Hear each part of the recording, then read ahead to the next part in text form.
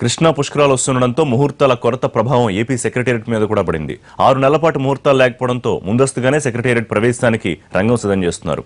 ఈ నెల 25న తెల్లవారుజామున 4 గంటల 1 నిమిషానికి ముహూర్తం ఖరారు చేశారు. ఆ లోపు యుద్ధ ప్రాతిపదికన 2 గదులు సిద్ధం చేయాలని సిఆర్డీఏ అధికారులు కాంట్రాక్టర్లను ఆదేశించింది ప్రభుత్వం.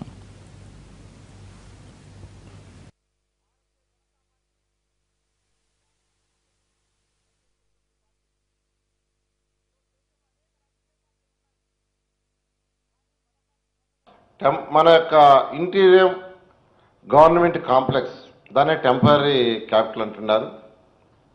Buildings permanent. ఇక్కడ ఈ బిల్డింగ్స్ మన షెడ్యూల్ ప్రకారం జూన్ 15కి 2 ఫ్లోర్లు పూర్తవుతాయి.